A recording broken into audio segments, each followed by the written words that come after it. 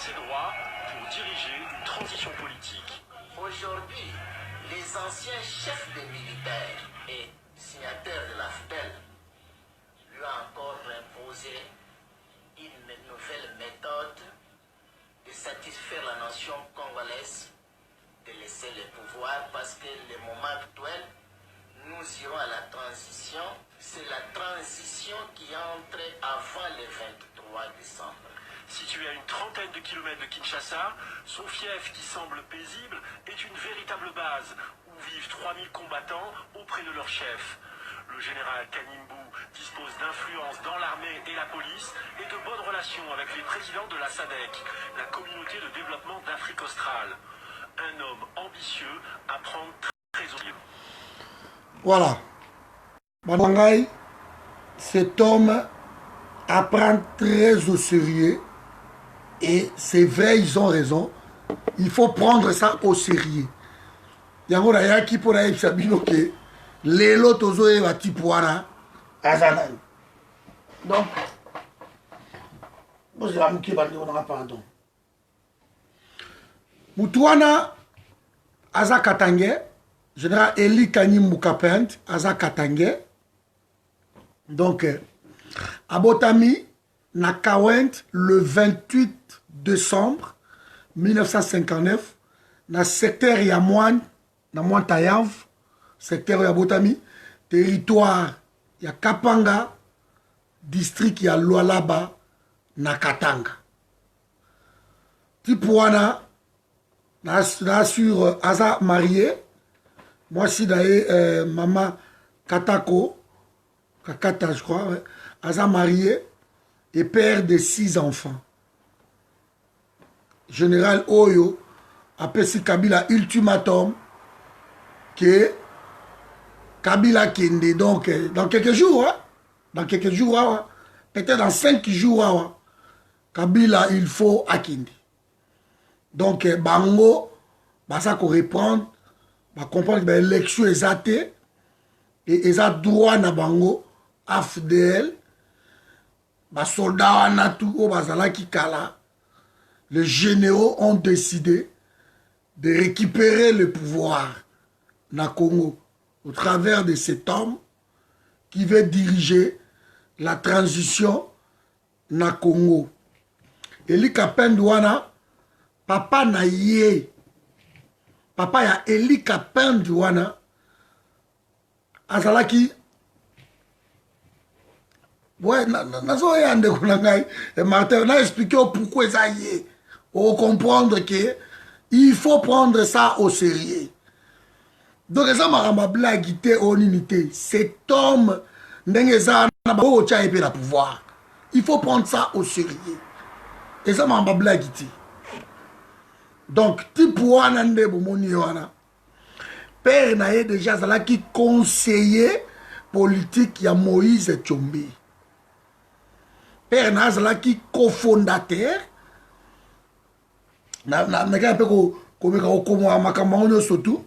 Donc Moïse Tchombe bazalaki na parti na bango et que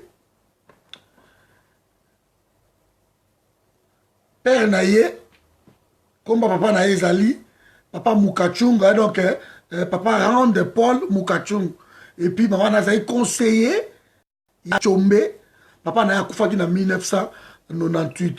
Donc azalaki cofondateur ya Konako.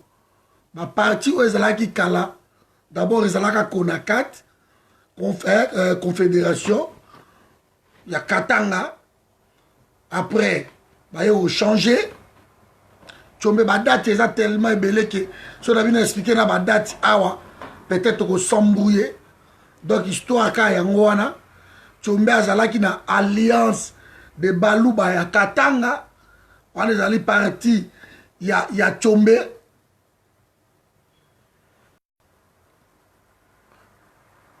Donc voilà, la partie ya Tchombe et Basanganaki, Baye Kosala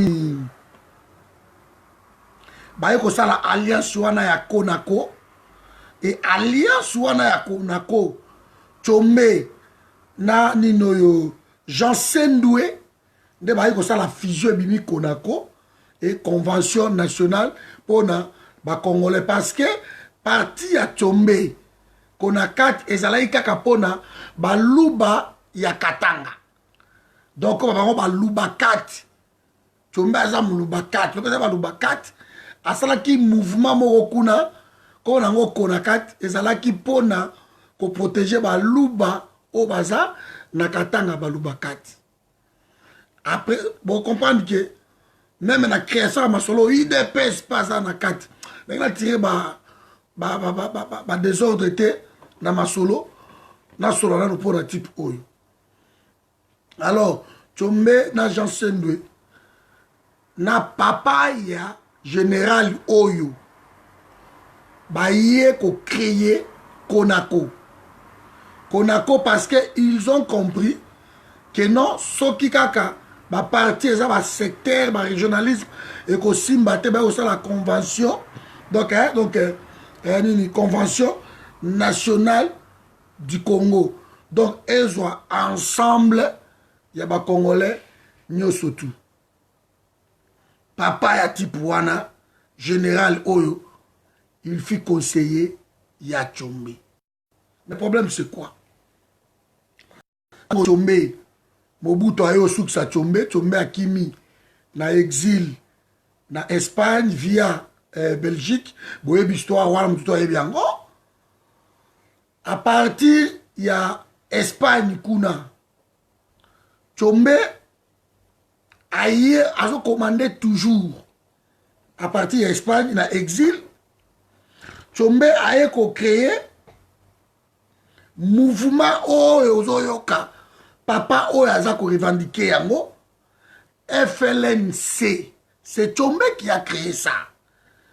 Tchombe a créé yango tango azana na Espagne na exil. Donc le 19 juin 1969 ba créé yango papa bazaki na Angola na mboka moko nango Henrique de Carvalho le long de Koma Sorimo. Donc, on a Lunda, Sid, place, parti Oyo, FNC et Botamaki. Mais l'histoire est en Nengeni. Tant que parti on est Botami, 11 jours après, nous sommes allés au Koufa, en Algérie. Parce que nous sommes allés au Koufa en Algérie. En Algérie, il est là, nous sommes allés au Koufa en Algérie. Donc, il y a juste, comment 11 jours après, création à partir de Yohana. Tchombe a eu le 30 juin 1969 de Tchombe Ayaki Kokufa. Mais Bandeko Nangaï, parti autant de créer. D'abord, tant que Tchombe a Kendeki, na Batunae parce que ma bataille Bazaki, souvenez-vous, la guerre il y a 80 jours. Guerre à 80 jours. Et ça veut dire que vrai, il y a Tchombe, na Konako, na Bango, na FNC. Guerre à 80 jours, guerre il y a 6 jours, et ça veut dire qu'il y a 77, 78. Donc Tchombe, kaka mouvement Oyo, ne Bazalaki, Kokende, na Bamasolo wana. Type Oyo, Bazalaki toujours, n'a pas affaire. Après guerre il y a 80 jours, guerre il y a 6 jours, ne bayaki kobima bakendeki la partie à le 13 mai 78 tant Mobutu a gagné bango ne sikoyo pression ko salama mindele ba découvert que non Mobutu a retravaillé na bango bien na CIA biloko tout allez Mobutu a kotinda masolo ba bengani bango tout mais tango ba bima ki wana bandeko na ngai bakenda na ba soldat ebele ba bataillon o bazaki na bango ezaki tellement ebele batouana o bakenda na bango babenga bango na Angola les ex Katangé ngai serviteur na bino na koma kuna place bazali baza so komi na Fukauma na Dundu Kasangidi Lungudi na centre kwa koto anyo sotu ti oke ko bima na Mbuya na central na bango na Nzaji na koma tina bamboka anyo surtout les ex Katangais bazakuna. Bazakuna. Alors, côté à la capitale, on voit bien Zalaka, nous dans notre côté à Kanango, les années Dundu. Na komati na Dundu wana. Na kutana na ba soldat wana. Ba msu ba koma bangolais. D'où parmi batu wana nyo soto émanation wana ba Joao Lourenço Oyo. Oyo aza lelo président ya Angola. C'était Katangais ex Katangais babenga bango de ba kimaka loyenga bango tu bakenda azalaki. Papa Oyo général Oyo Eli Kapend aza parmi batu wana de ba kimaka na ba père na bango banantu bakende kikuna. Tango Tchombe, on a très bien rendez-vous dans la parce que cette histoire, moi, il faut te comprendre. Et puis, je vais vous expliquer qu'est-ce qui va se passer là. Papa Wana, Tango Tchombe a Koufi dans Algérie, le général Mbouma Nathanaël, Yende Moutayaki Kozwa, Période Azaki capitaine, le Aye Kozwa, FLNC Wana, général Mboum Nathanaël. Loko za vidéo to katakaka mbango mbango. Mboum Nathanaël tanga yoko yango, il a été vaincu aussi par Mobutu. Waouh, Mobutu. Nde azalaki contrat que l'exil d'Angola mais que la Guinée-Bissau passa par Angola. Mboum Nathanaël. Tango Mboum Nathanaël accueille nde tipo oyo moni oyo. Ce n'est pas n'importe qui. Aékozwa Masolo a récupéré coordination, il y a FLNC, Wana. À partir, il y a Angola, Fief, Nabakozaki na Dundu, siège, il y a comme Vanda, et Zalaki na Dundu. A récupéré Masolo, Wana. Tant à récupérer Masolo, Wana, biti na bango, et Zalaki, il faut pas chiter Mobutu. Parce que Mobutu tellement, Mobutu a fort, hein. Il y a un moment Congo, il faut un président fort, Netiba Mobutu. Bien qu'il n'avait pas vraiment préparé, que non, c'était ça, il a fait ça la Moutouboy, à côté idéologie, à Salibanini. Mais Mobutu a déjoué beaucoup de choses. Ne papa no yoko mona wana a récupéré Masolo. Eli Kapent a commis coordonnateur donc à la présidence, il y a FLNC. Et à partir, il y a tant coordination, le monsieur a travaillé, tant qu'on a un reportage, que a la confiance, il y a Sadek. C'est normal. À travailler, Julius Nyerere, papa no moni, Agostino Neto, Samora Machel, Joachim Sichano, Robert Mugabe même, Sam Mujoma, Jacob Zuma, même les fameux Tabombeki, Aïbiti pour travailler. Eduardo Santos, n'en parlons même pas, et Laura Désiré Kabila, Tango, parce que Bangonde, Batobatia, Désiré Kabila, wana. Papa Ozomola, wana. Ce n'est pas n'importe qui. Donc, le président wana nyo soto, Koufa,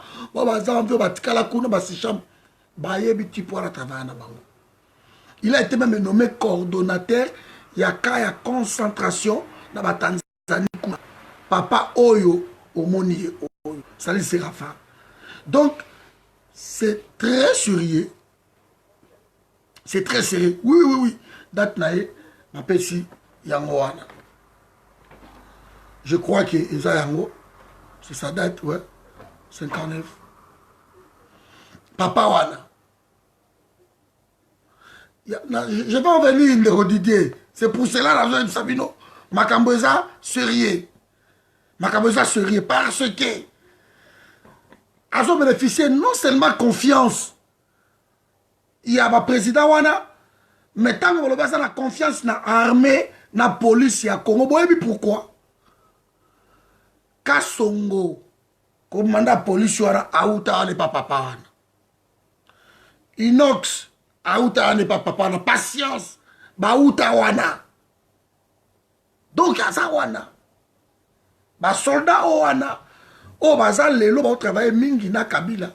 Baza pe émanation ya papa wana. Ya ba tigre na ye. Je vais en venir. Donc ba Kasongo, ba Inox, banani, baza wana. Bazo travailler na Kabila. Bauta kote wana.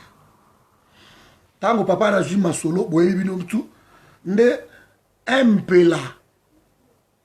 Dans 96, Mpela, na le 8 mai, le 8 mars, Mpela, na nani FLNC, papa na zala qui en tête, nde basangana ki, ba ye koyokana, basala alliance wana ya AFDL. AFDL e bandana Rwanda te. AFDL e bandana Angola. À partir, il y a papa wana, Mpela, il y a Eduardo Santos, et puis FLNC wana. Parce que les soldats même ont gardé Eduardo Santos, ce sont des ex-Katangé. De bango tout presque baza roi. Les soldats wana. Bato papa wana zo compté na bango. Il y a un lien entre général Eli Kapendi Oyo na l'actuel président Angola Lourenço. Donc Lourenço quand vous entendez sous Kimia, ce qui type Oyo a récupéré RDC. Parce que son compagnon naïe, Batu naïe, type Omoni Abimi na Masolo Oyo. Mais vous comprendre le type bien après. Mes amis, tant qu'on va salir AFDL, et ça qui bon bateau, réfugiés au bazar, na Rwanda, Burundi, Uganda, vous voyez, l'histoire Rwanda, ne ba yaki, qu'on crée AFDL na Angola, quand ils ont créé AFDL, ba yako yokana. Ba lobi base ya AFDL, moi ils ala awa na Angola, ils até parce que, et c'est là c'est comme si ba Congolais, ba ngi ba renverser Mobutu, ba ke ko tia ngo na Minembwe, ba ke na okuna na Sud Kivu, na Lemera. Yango boyoka ki accord ya Lemera ba signa ba accord parce que ba yoka na ka partir ya Angola nde ba ke ndeko tia masolo kuna na Lemera wana nde place ba traça qui vraiment nzela ke bokende boy to ko soit pouvoir tel au comme président tel a kozala botu c'était na Lemera ba signé ba accord na bango kuna ba papa wana, curieusement, tant que musée a eu pouvoir, ce monsieur a se retrouvé. Donc lui aussi, il était comme un accompagnateur. Parce que quand Mouzé a pris le pouvoir, comment papa a téléméli Mouzé Lissous. Alors que lui, il est congolais. Papa est congolais, c'est Katangé. Comment téléméli Mouzé? Parce que quand on travaillait, était dans Kabila. Azari en exil. Papa wana. Jusqu'à ce que la négociation et que Satan au Kabila a eu pouvoir, la négociation et que Salama. J'en passe vraiment beaucoup de détails. Le 10 septembre 2005, ne papa wana azongaki Congo. Na 2005. Papa n'a zongi Congo le 10 septembre 2005. Tant que zongi Congo, a zongi na 7 compagnons na yedam. Hein? La tête na yewa la peda. Papa n'a zongi na bango mais bazala ki na armée moko ya kosaka na te babenga bango ba tigre. Le tigre wana il fallait pe ba ya kaka na Congo. Yango ezalaki ta sous réserve ya makambo oto mona lelo. Le tigre tant papa na zongi, il se sentait pas en sécurité. C'est alors que baye ko sala négociation bande ko nangai le 9 au 16 août 2006. Bonsoir ya dit. Ne baye ko zongi sa communauté internationale, gouvernement congolais, communauté internationale baye ko sala accord wana baye kozongisa nani batigre wana mais ntango baye kozongisa batigre wana batie bango na frontière te bandeko na ngai bonsoir Walidi batie bango na frontière te Sergio mama na nga orti bake kotia batu wana wapi yango boka place bapesaki bango base bapesi bango base na Mitendi ntango balobi à 30 km na Kinshasa Mitendi bapesi bango base bavanda wana ye avec plus de 3000 milices batigre avandaka na bango na Mitendi pendant toutes ces années papa obongoni yo wana donc il faut pas négliger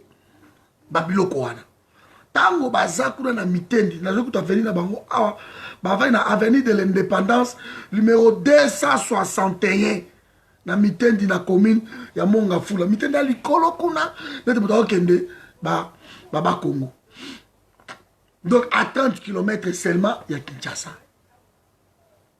papa a la vendu depuis toutes ces années après 2006 wana nde papa wana sikoyo na juillet kaka papa wana aye kosala discours atomboki donc asali discours a déclaré vacances ya pouvoir tant a déclaré vacances ya pouvoir Kabila tomboki nde di papa oyo a déclaré vacances ya pouvoir 4 jours après bakangi papa wana baenlevé bakangi bamemi na Kin Mazière bonne histoire bamemi papa wana na Kin Mazière akangami kuna ngai na kota Kin Mazière bakanga kuna ata na yebisa bino mbala kuna na Kin Mazière bakanga souvent bato kuna politique tout moi je connais prison na bakanga kuna bamemi papa wana na Kin Mazière papa wana avandi na prison je crois 8 mois après Monique à l'époque aye kobimisa papa wana. Comment Monique a kobimisa papa wana? Il est qui? Il représente quoi? Pour Monique a kobimisa na prison. Et tant que babimisi na prison, ba memiye na siège ya Monique na Kingabwa. Papa wana vandi na siège ya Monique na Kingabwa pendant au moins 5 mois. Vous vous rendez compte? Monique a eu protection de cet homme pendant 5 mois avant na Monique. Na Kingabwa wana na Kisasa. On ne fait rien du tout. Jusqu'à ce que Monique aille soit papa wana. Pardon? Aille ko bimisaye, aille ko zongi sa papa wana. En 2007, na août. Aille ko zongi sa papa le 6 août. Aille ko zongi sa ye. Na base na bango wana toujours na Mitendi. A zongi si papa wana kuna na Mongafula à 30 km. Il y a capitale pour ça Kinshasa. Papa là qui vanda wana. Silence total. Mes amis, ils ont menacé Kabila, Nakin, aux à 30 km seulement. Tu as eu pouvoir wana, comment ils ont sanguinaire. Parce que même les dates, oh, ma pèse, oh, ça papa, je doute fort que papa n'a pas 59. Oaza mouto ba 1920, ba 38, ba 40, ba biloko ba genre wana. Kaslan Etienne. Tant ça commis bon pas qu'avant, tu éviter. Mais na ebisi bino bande ko ngai. Baende gouverneur Équateur. Alongwa qui passe à créer milice na Mbandaka. Et créer qui tellement problème, va couvrir le soute passer à créer qui milice. Gédéon. Bakanga qui est passé à créer comme une milice na Katanga, babimisi. Ouais, c'est étonnant. Babimisi. Après, Jean-Pierre Bemba. Jean-Pierre Bemba, tangoye na MLC, azalaki na armée na ye moko. Baké San Seti signé par solo, dissoudre armée wana. Batindi armée de Koti, Missou Bakota en prison, Missou Bakoti Toyebi, bref, Jean-Pierre n'avait plus le droit en tant qu'individu parce que la constitution est autorisé de sauter un individu dans la milice na yemoko, armée na yemoko. Ça ne nous autorise pas. Mais papa wana bandeko na ngai. Depuis 2006, ma tigre papa wana plus de 3000 hommes.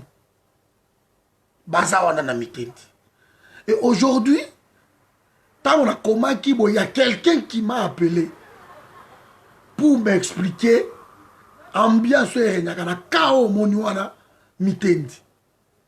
Le vieux se fait tellement respecter parce que azala qui n'est réservé à ma solo que ce que simbité ba tigre wana ba récupérer ma solo parce que baza habitué à guerre. Mais yo ka place les bas blesse.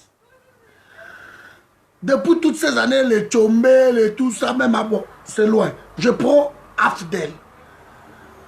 Ça passe plus de 20 ans déjà. Ça a passé.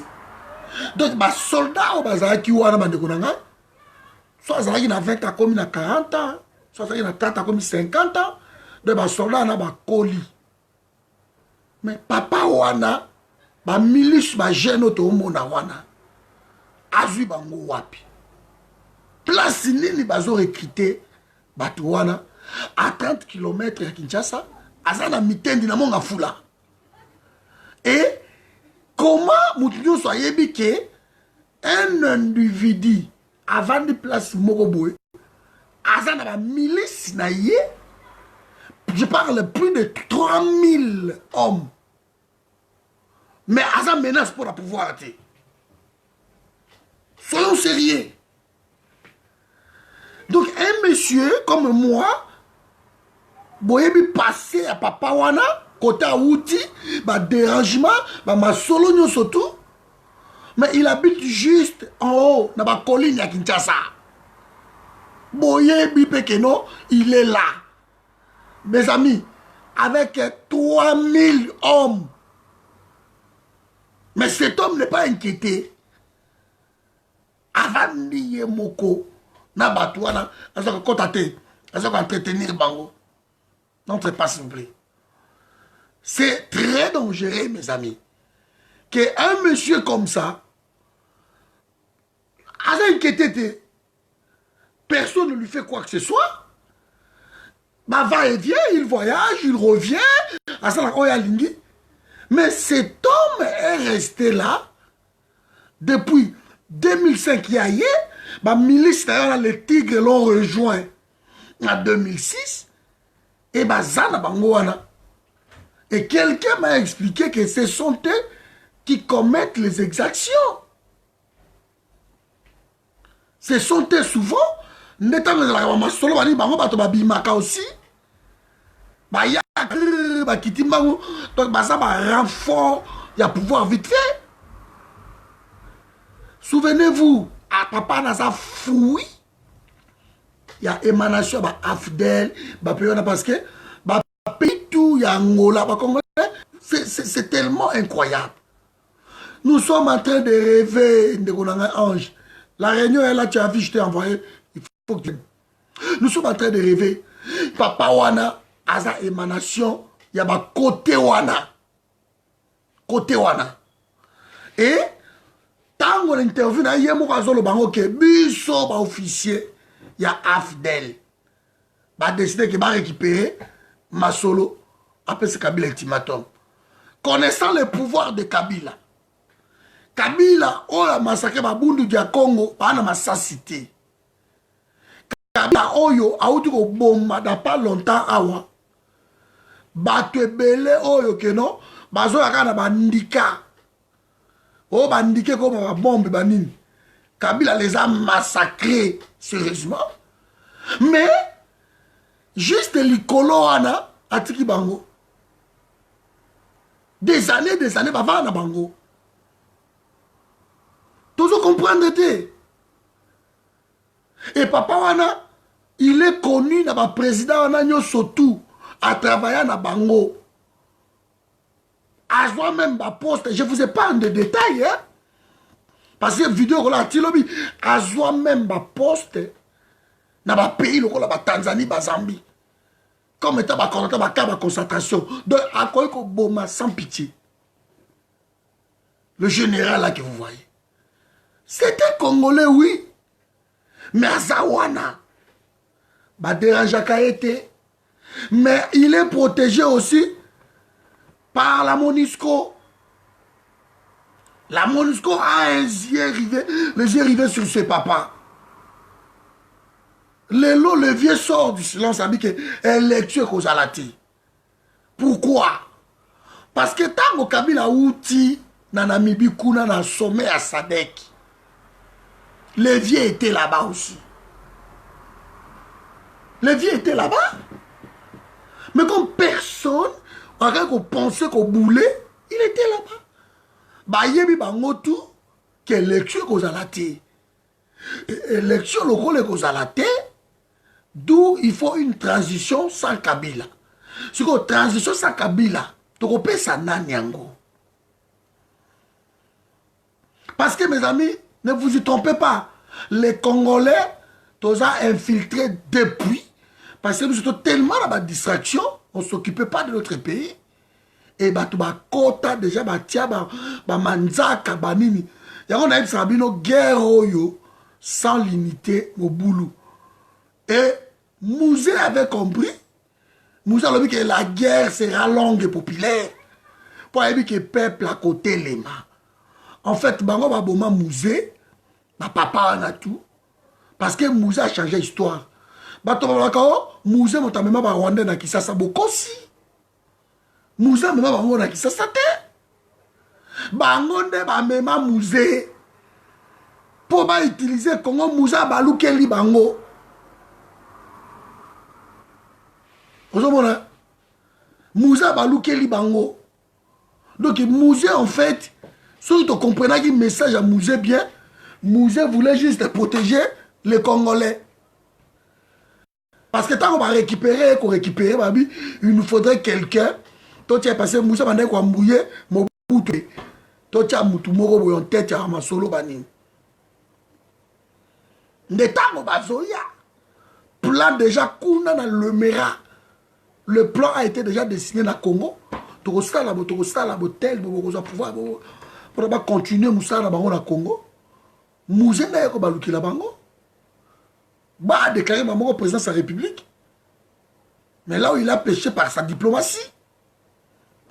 Donc, depuis, Ndetoza Awa, Bisso Awa na Mboko, ceux qui sont organisés bien, Babiloko, parce que Kalamé, les amis de Li, Kapend et Obima, ça c'est congolais. Type à la bomonier, il n'est pas inquiété. Bakangi, pour la déclaration de vacances à pouvoir, Monique Aya, Abimisa est en prison. Akeno vanda 5 mois, na Monique, protection, il y a Nations Unies. Mais il est qui? Il est qui pour que Nations Unies a zoyé, a protégé? Le vieux qui n'était même pas député, Aza même pas sénateur, ni vice-président, mais il est qui cet homme? Pour Monique Azoya protéger, si la négociation c'est Kabila, ko simba yete à Keikuna. Mais le général Linox, au Kabila, tient bango le la mutuana, ba Kasongo, ba Silvano, ana tout, ba patience, ba Pierre Wana. Tanga histoire na bango ba Utangola. Batapé Rwanda, il y a la confiance dans l'armée, c'est clair. Kabila a été nommé par généraux, surtout, surtout l'année de l'histoire, na bango au Mona. Baruta ba côté wana. Et c'est pas ça, ba tigreté, y a pas wana. Qui est passé ma préparer qui. Parce que ce que moi je vis bizarre. Na minute où tu ouvres le na Congo, le Congo. Soy Kabila c'est là qui n'a pas parapluie moko boté na sakima. Ne Kabila kima. Mais cet homme il est protégé quelque part. Baza comme ça que okozala te, mutu tel a récupérer Masolo, on te touchera pas. Tu resteras. Na kinga kati na wana ekokoma ata msusu ndenge minembo nini mitendi wana ezali. Kabila kovanda kuna na kinga kati, il est encore jeune. Avec na kinga kati avec sa milice bana moura. Ba okende kuna bazo protéger Kabila au côté. Le vieux peut-être, admettons, il récupère la place. Les tigres, baye, comme Kosala Moussala, Obana Moura, Bazako Sala. Et c'est ça le problème. Nous avons hérité d'un pays compliqué. Parce que tellement richesse à l'Ambokawana. Tout le monde, Bazo a un plan na Bango ya Mabe, na Congo.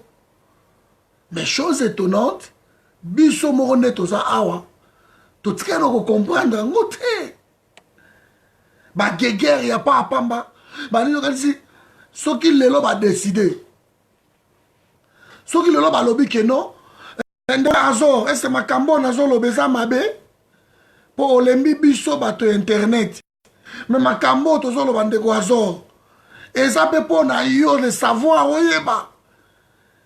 Qui peut venir lobby pour diriger Congo? Est-ce que ma base a wapi? Quand tu dis que bande internet pour les mibiso, merci.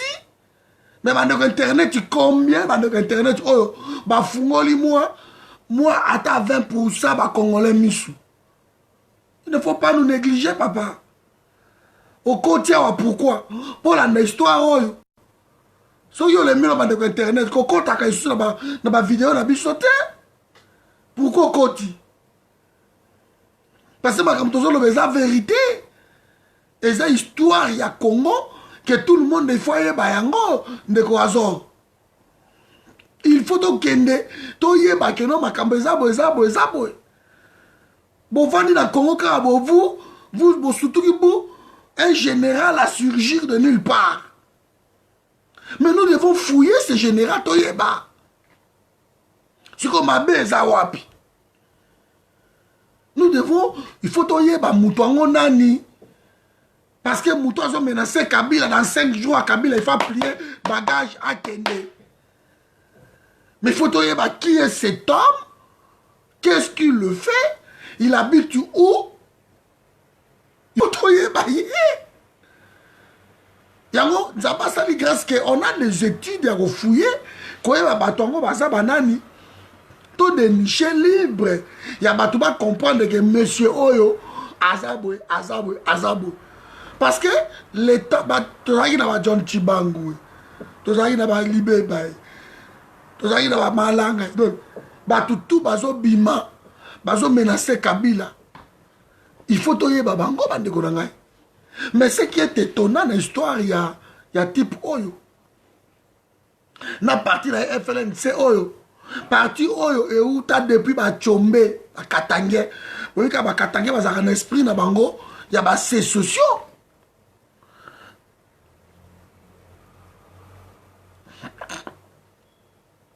mais c'est normal de qu'on a patience parce que c'est son tour maintenant bolandi tenga lobby que c'est maintenant que les officiers y a infidèle au ba yaki na musée ba décider ba récupérer Masolo. C'est ça. Pour pouvoir faire des kakaboye, Moutoumouka bimi kakabo. Et menace Kabila, il faut qu'il y ait des 28 ans, il y a mon aote, au Kende. Bah, élection, et vous allez tous récupérer, tous à la transition. Oh. Maintenant, on va rouler au Babilo Kwaboy. Bota la papa Moko boy. Mais papa, on va vendre wap. Bande on a 30 km avant il y a Kinshasa. Parce que Mitendi est à Kinshasa. Et ça la commune à Mongafula. Et il n'est pas seul. Il est là avec 3000 milices. On est officiellement chiffre. Mais officieusement parlant, Bambila, on a pas tigre, 5, 10 000 peut-être. Parce que tant que ça qui va rébellion dans Bango, on va tomber. Bâton, on va compter à 600 hommes. 600. Parce qu'il y a plus de 14 bataillons augmentaki na guerre il y a 6 jours. Il faut autant d'histoire. De sauter 600 fois 14, et ça combien? C'est pas 10 millions et quelques. Donc il bat tout Bazali. Alors tant que il chiffre, on a que non, 3000. Et tant il faut les prendre au sérieux. Et ça blaguité. Il faut les prendre au sérieux. Il faut étudier piste. Voilà. Et ça piste nini. Il faut que bango bande onangai. Ba Congolais ba koufi mingi. Quand cet homme a l'assurance que c'est l'AFDEL qui veut récupérer. Exemple nini. AFDEL a fait ça. Voilà. Il est Congolais d'origine Martin. C'est normal qu'avant un monga fou là. Mais la constitution est péquici. C'est là où je trouve qu'il y a quelque chose qui ne va pas. La constitution nous interdit qu'une personne a une milice. On n'a pas le droit de prendre sa propre milice. Mais les vieux Azana Yango, les soldats wana, baza inféodé na pouvoir ba soldats wana baza ba milice o ba vandaka na monga fula na mitendi na avenue de l'indépendance numéro 261. Donc c'est à côté. Ba kitaron prenga ba tout de suite baza na campus baza wana qui sait tam susu ba répression ça les pas ba étudiant na biso ya ba campus wana. Qui sait peut-être bango ba kitarate. Ils sont juste à côté. Ils sont juste à côté. Donc, dans la minute au Congo, Congo est tellement menacé de partout. Nous devons tout prendre au sérieux. On ne peut pas négliger, même un film de détails, nous ne pouvons plus négliger. Il faut te babilo koana. C'est pour cela que j'ai dit à mes amis, quelqu'un a bien dit une vidéo moi ici que non. États-Unis a passé des soldats moko boye, mutumo azaka les États-Unis a okita, ba kende bazu ba minduki, bazo ya kobunda bani mais non bandeko na ngai. D'abord, papa wana po asala rébellion. Il faut ça na base arrière, rébellion tout la na base arrière. Côté minduki kokota côté moi ba provisionnement ya ba kolia ba biloko tout ba na kokota. Côté que ceux qui attaquent bino moi moment faiblesse pour replier. Mais papa wana azana kati ya ba Congo na zana mitendi soko bimikuna oke ba kasangulo saka na ba Congo oye kisasa. Mais base arrière ya monsieur wana eza wapi. Wapi base arrière na ye. Et bandeko na ngai, encore une fois, depuis 2006, entretenir une milice, ça coûte cher. Mbongo wana zo ango. Parce que la milice wana, so otali na histoire wata wake ko négocier, bazonga bango mokote. Bazonga na bana na bango, bazonga na basi na bango, ba créer quartier mobimba. Bon, pour entretenir bango, ba salaire na bango, kolia, ba école, ba biloko tout. Papa, mon azo mbongo wana wapi. Est-ce que ça pouvoir te? Aner, oui maman nangai. Ole ko ayebite que non, ba milice moko boy. Baza ana mitendi.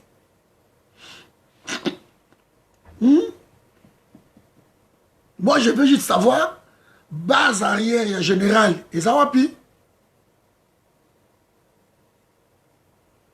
Oui merci Martin. Oh, voilà base arrière et ça wapi. Martin mutozakuna mais quand on décrit biso moi parti wana nano ya Kasangulu mutoza na mitendi baoki mawapi po bozaka na Congo. Il suffit seulement d'encercler bino boza na Congo pays ni bokatsa. Mais ils sont là. Na kin bazawana toyebi ndenge arsenal militaire au Kabila sopa bango na Kinshasa bazawana ma guerre est à côté mususu mais atondi ça Kinshasa na Arsenal baza wana siko mes amis papa wana il fait comment pour na ba attaquer été pour na ba désarmer été et ce qui est pur baza na arsenal militaire ya osaka nango te bazu yango wapi voilà bazu yango wapi parce que ceux qui ont kota ndenge ezalaka bokota ba réfugié pourquoi mayele bakosaki bangbanda bakengo à l'époque tango baokimisa barwandais bazokima autu bazokima bakimaki na baarme na bango bokokota te na pays moko boye bokoti na baarme esimbaka te bakodésarme bino bokota vide mais bango bakota na baarme na makambo na bango. Vous voyez? Donc il faut faire attention. Il faut faire attention. Nous devons savoir c'est qui ce monsieur. Nous sommes Congolais, on a le droit d'informer un monsieur qui est père de 6 enfants avant d'Akaraboé. Il faut tout yéba. On doit tout. On ne peut pas négliger même un détail. Parce que le Congo est envahi. Donc, les gens mangent dans le Congo. Congo fait manger mon kilimobimba, sauf les Congolais. Hein? Non. Comment tu koyeba? Nani to kobundisa bango? Comment tu koyeba? Il faut to yeba qui est qui. Cet homme, ce n'est pas quelqu'un à négliger. Il faut le prendre au sérieux. Il faut le prendre au sérieux. Parce que papa, on a moni wana. Avant de déjouer l'histoire, tout ça, l'élection, oh, Bemba, Félix, on a déjoué. Parce que tant que Kagame a créé Awa, na sommet. Tant que papa Kagame a créé na sommet Awa. Mais Kagame a l'obéni. L'anda discours à Kagame. Tant qu'on va obliger Kabila, que Kabila, il faut au sein du discours à Dieu. Au Kabila, le prochain sommet, et je crois, le 19 janvier, avec le président Moussous. Alors, tant que Kabila, il souté. Mais Kagame a l'obit au lingi, abibo pota la kaya RDC, et ça le mandeng et ça le mi na Zimbabwe. Qu'est-ce qui s'est passé dans Zimbabwe? C'est l'armée qui a pris le contrôle du pouvoir. Nous avons chassé Mugabe et Zalaki armé. Tant l'armée a chassé Mugabe, c'est alors que il faut récupérer Masolo, il faut le grand crocodile, Emerson Nanangwa. C'est l'armée qui a fait ça. Mais mes amis, vous ne pouvez pas dire du jour au lendemain, tout le monde est Kagame part et Kagame a dit que non, mes amis, il faut total la position autour de Awa. Il faut réfléchir. Tu as jugé ça dans le Congo, n'est salami na Zimbabwe. Donc, armée, il faut récupérer Masolo.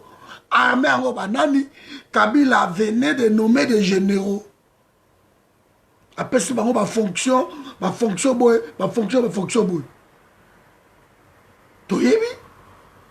Et cet homme-là, comme à l'objet transition, vous allez sans Kabila, parce que ça a été décidé par ses pères qu'il y aurait une transition. C'est fini ma élection. Il y aurait une transition. Élection comme une distraction. Et transition au Salamawana, qui va prendre la tête? Bino va désigner Mosengo Koto. Bayebi Mosengo très bien. Mosengo a pouvoir parce que nous sommes décidés. Congo n'est pas la décision. Congo est aux États-Unis. Maurice Temple parce que nous sommes au roi Tozanano. Unité, tous les pays dans Maboko. Ce sont ces gens-là qui décident le destin en Bokanabiso. Est-ce que Baropé ça motive au pouvoir? Hein? Est-ce que vraiment Baropé ça motive au pouvoir? Est-ce que va comprendre Makambo? l'opposition veut se réunir awa baluka candidat moko bolandi Katumbi alors tant opposition balamuka awa bana makambo wana bo bandeko nanga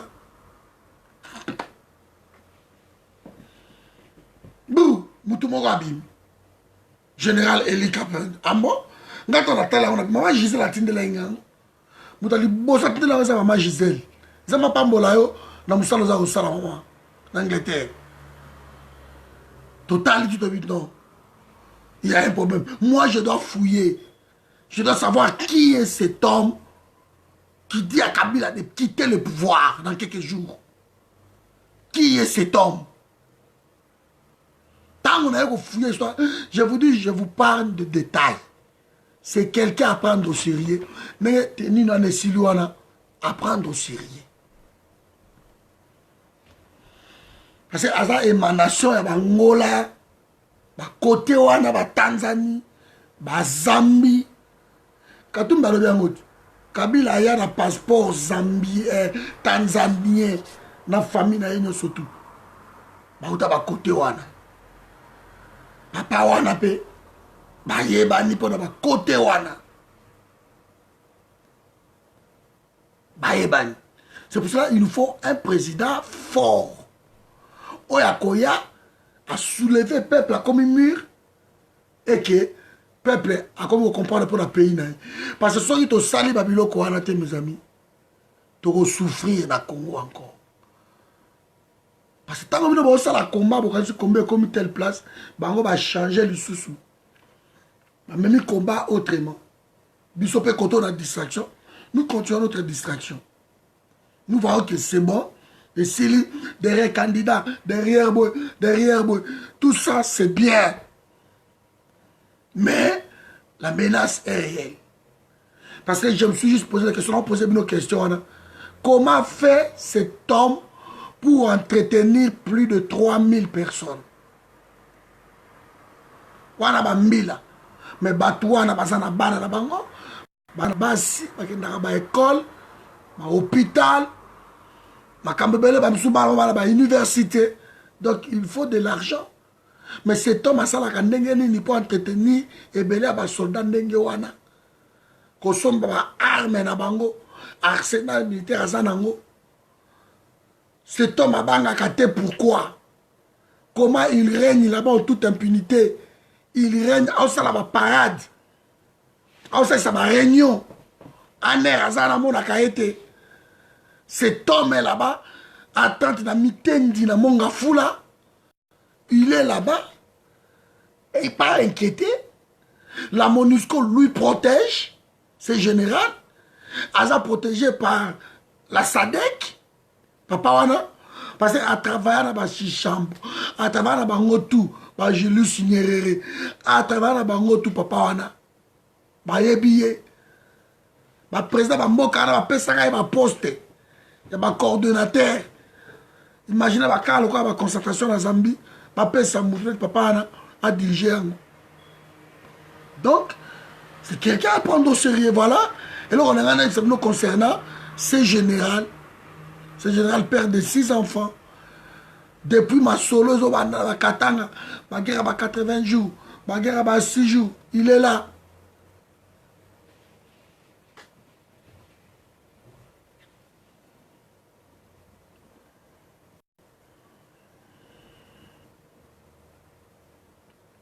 Vous voyez? Voilà Martin. Il est congolais, il est là. Si vous voulez le soutenir, moi, je fais que montrer.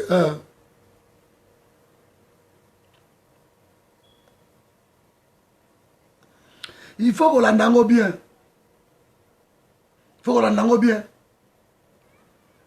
Bangombe wana bayaki ande mama Gisèle na zoloba. Bango ato bayaki na mindu kite. Bangombe wande koyara on retourne découvrir que bateau bazwa na bangombe ba soldat. Ba élevé mais ba soldat.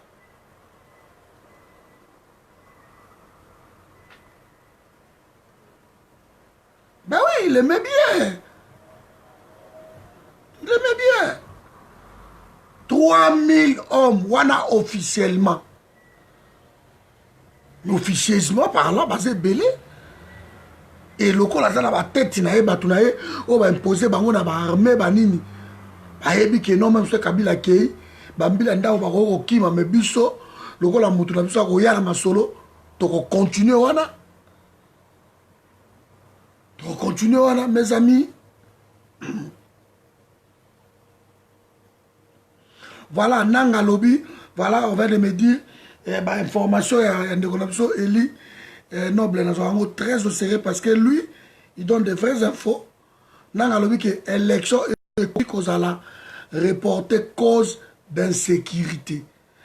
Voilà, nous en sommes. Donc, Congo, on n'est pas sorti de l'auberge. Soyons prudents, mes amis.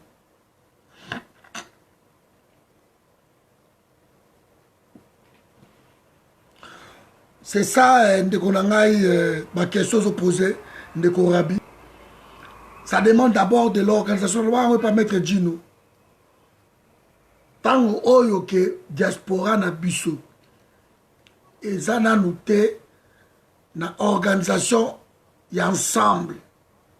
Nous allons continuer à faire des vidéos à pleurer. Nous sommes une force. Parce qu'à exemple, Mouké, Genval Bayaki Awa, Babengi Bakombato, Bato Bakendate, Basama Kamna Bango. Bango Bakoya bientôt Awa. Pour Bakuta nos positions Mobimba. Bakobengi Sabinote. Parce que ça Babengi Sibino. Ou à côté de Babi, pourquoi Bango? Donc, c'est ça en fait. Tant que tu vas comprendre que unité na biso, ça passe avant toute chose, mes amis, nous allons pleurer. Il faut comprendre que unité, il y a des Congolais passe avant toute chose. Donc, oui. Parce que ça demande de l'organisation. Et à un moment donné, on peut dénoncer des choses, mais il faut mettre stop. Bon, c'est fini. T'as à coller les cils, il y a un temps pour toute chose. T'as à coller les cils, t'as à nier les cils. On a commis des erreurs. Qu'est-ce qu'il faut faire maintenant? Avançons. On ne peut pas continuer à vivre dans un mensonge. On peut continuer à vivre dans la dénonciation, dans la révélation inutile. On doit se mettre ensemble. On a besoin d'un leadership. Ouais. Il fait ça là. Et non, beaucoup d'années, 2 groupes comme ça, les Bozu, Maman, Justine, Kassavou, Boubou, Boche, en tête à la diaspora. Allez, il nous faudrait une réunion mondiale qui va tout battre un peu d'ambition. Parce que besoin de réunion, moi je serai président à Congo. Vous allez député, vous allez gouverneur, vous allez ministre. Mais tant que vous avez besoin d'ambition, réunion, vous allez biaiser. Mais quand vous venez pour le Congo, voilà. Donc mes amis, nous avons maintenant un général qui menace Kabila. Papa Eli Kapen Kanyumba, le père de 6 enfants, marié à Mama Kataka. Donc, Azawana depuis 2005. Azonga qui na Congo vu la négociation asala qui na gouvernement parce que na Dundu. Bazongi kuna à Congo. Et tant Azongi na Congo avec 7 compagnons, mais le vieux n'était pas calme. Il a fallu à négocier pour na ba milice na ye ba soldat na ye ba landa ye. Et en 2006 ba soldat na ye ba landi ye. Vous vous rendez compte, ma côte sa bango na ba arme na makambutu et ba ke ko tia bango kaka na Kisasa. Alors ta ba kota ki na Angola. Ba ko tia bango pour passer Dundu côté à Utaki. Dundu za na frontière na Kamonia. Na Komakuna na Ebi. Kamonia. Donc bah, d'abord on a Chikapa ndeza CPP nango. Donc Chikapa deuxième ville kuna ezalaka Kamonia ozwi Kamako Kabungu na yebi kote anyo surtout na tambola kuna ti bakiti senge okei kote ba centrale ba Lungudi ba centrale na bango ba électrique ba kote wana so koti na Kabungu okoti na frontière wana oke kobima na mboka moko na Ngola babenga yango Fukauma e Fukauma kuna nde place penza ba ex Katange bavandi alors parti wana nyonso tu kobanda Dundu ozongi kotoyo Kasangidi ozo kita Fukauma ozo kende Nzaji na ville munene kuna Nzaji à partir de Nzaji kuna koti ba Dundu koti pardon ba Mbuya et à partir kuna no yoko bima ok côté ya ba Kasai kuna banini donc papa wana ndenge aza wana tango déjà ba décider que bon bozonga côté oyo ba okaki même kotia bango na Chikapa ou bien côté ba Lorraine awa ba boki ba na bangungu doge ngungu ba boki ba côté wana mais non na ba Kaemba ba côté wana ba ke kotia na Kinshasa et na Kinshasa ba tie wapi na Monga Fula à quelques kilomètres ya capitale et bazui ba soldat na ye ba ye na ye wana bavandi wana bavanda bango ça c'est à méditer voilà notre réunion à forum ils ont le 9 septembre à 18h parce qu'il y a une décision à prendre qui est vraiment importante na cause on a mon côté puis bandeko balinga bakota ba ya ko sur la forum aussi va faire partie dans ma solo donc Ange tu as besoin de la binoboya et que ça là à Bruxelles la chaussée des Mons ouais la chaussée des Mons donc juste un abattoir wana parking il y a Ludel et ça wana la chaussée des Mons na métro Clémenceau to kuta na wana na salle za wana na Ludel wana so comme la chaussée des Mons na côté abattoir na Ludel otunika akeno Ludel les awap et ça nango juste wana na métro Clémenceau donc na gare de midi okoko ya makolo c'est 5 minutes au komi ya musikate arrêt ezaka moko so kiti na gare de midi ozwi métro prochain arrêt eza Clémenceau obimi na wana tokozala wana partir à 18h ti 20h donc forum eza besoin de la décision qu'on va prendre yako solo la toyeba qu'est-ce qu'il faut faire parce qu'il faut poser aussi bureau moko ezala na Kin bientôt MJC na Kin ensemble na Fabrice Bassoya donc azaki d'accord que totia siège à forum na Kinshasa et puis kotia yango na Mbandaka donc nangai na tiango na Mbandaka mais là si muto azaki na Mbandaka kuna po ata makamango il vient de mourir de total yango na Mbandaka na Kisangani et puis na Goma donc pour l'instant ma province wana nde o nazala batu kuna donc tokuta na bango wana ils ont vraiment équipe dirigeante il faut bozala surtout parce que forum toza tellement belé ce toye belé ils ont assemblée générale te ils ont réunion ou équipe dirigeante boya to décider qu'est-ce qu'il faut faire mais on a invité batuno surtout ba o balingi bakota ba Ange dozawana il faut goya maman la Clémentine il faut goya bande ko na Lille.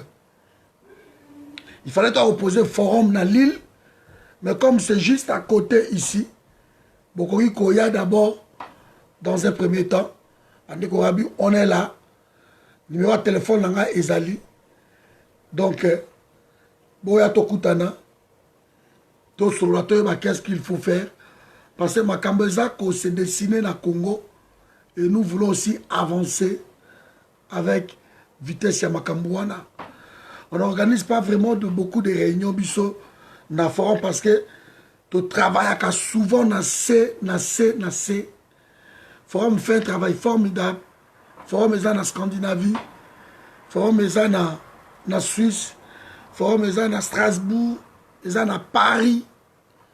Forum est en Bruxelles. Il fallait que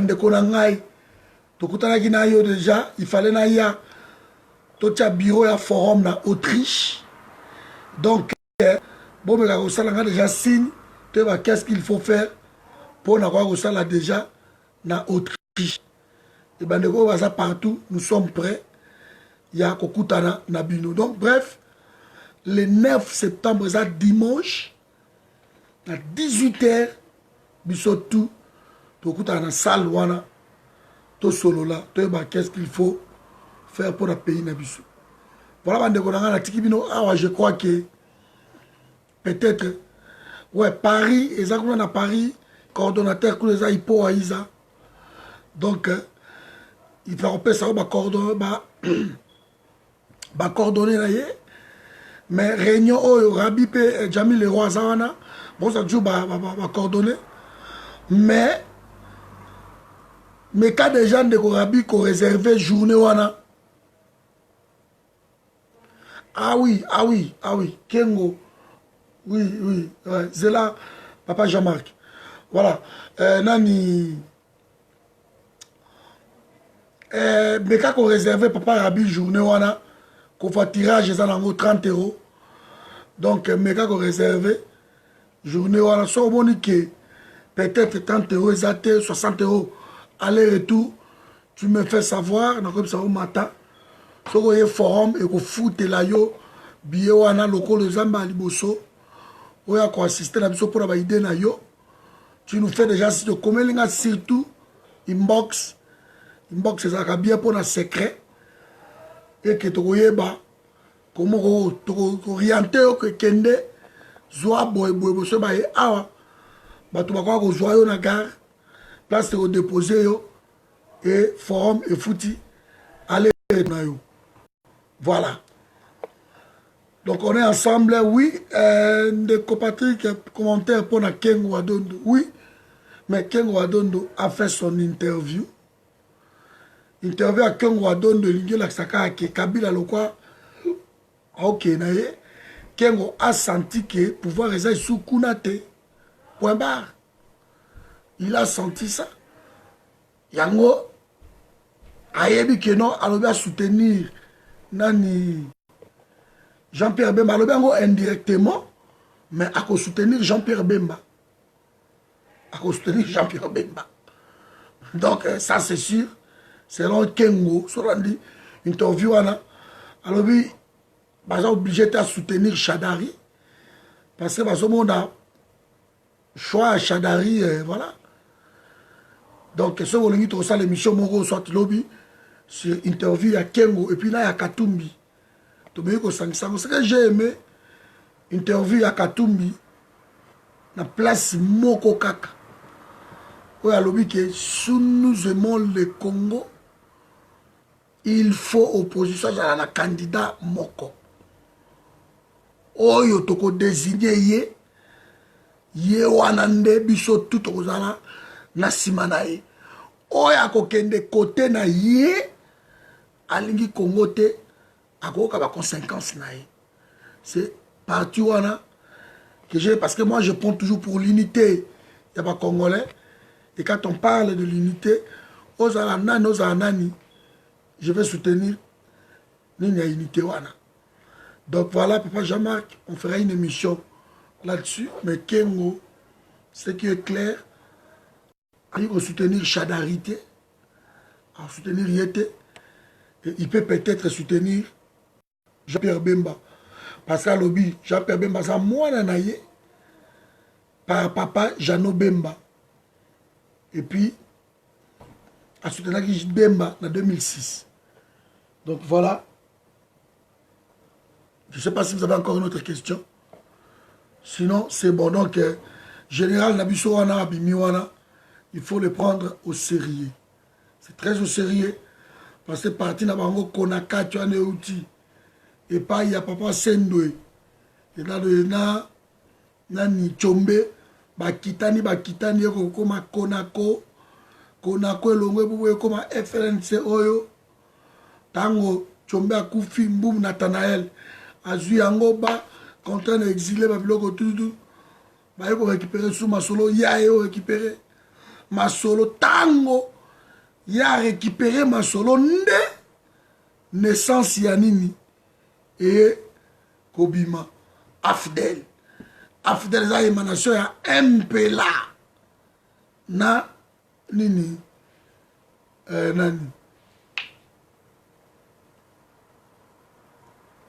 mais merci soki Jacques alobi que IDPS a soutenir opposant mosusu te kaka Fachi mais ça n'engage que l'UDPS et c'est boyebi que FLNC oyo botabaki IDPS azalaki na kati boyebi yango na épargné ba détail pour ça na koti et aux amobulu donc tolingi ba biloko wana te Jean-Marc Kabundi azala kimia IDPS et ko soutenir candidat oyo opposition kopona soki eza Félix bango tout ba ko soutenir Félix soki eza Bemba bango tout ba soutenir Bemba soki eza je ne sais qui Matungulu be Fayulu bango tout ba soutenir ye Katumbi mo alobi ya déjà hors jeu parce que c'est beau très à 3 mois donc c'est déjà hors jeu mais à soutenir bato na ba osangana pour l'intérêt Congo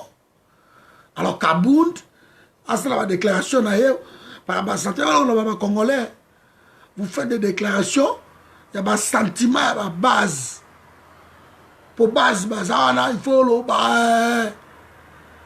Kabund a osani ce qui Félix arrive à soutenir Bemba a osani hein? C'est ça a osani ma machine à voter wana kutu papa nangai c'est même pas la peine parce que ekozala nango te élection risque de ne pas avoir lieu boyoki nani auti kosala la déclaration que ba élection ekozala peut-être prolongée pour l'insécurité donc bazoluka ka ba méthode nyonso tout pour na ba mbouye ba élection ezala te ma machine à voter ne kokule bango le général au pesokae. Ok, la tribune, j'ai beaucoup parlé. Donc, Tokutani, lobby, merci. Pendant la vidéo, partagez en haut. Tu vas comprendre Moutouana. Je crois que j'étais assez clair. Qui est cet homme? Qu'est-ce qu'il fait? C'est bizarre qu'un homme, à Vanda, à 30 km à Kinshasa, donc, dans Monga Foula, dans Mitendi, avenue de l'Indépendance numéro 261, à Vandiwana, à ta base na yewana avec 3000 milices qui l'entretiennent, ça c'est bizarre. Sans base aérienne, sans nini, ça c'est bizarre.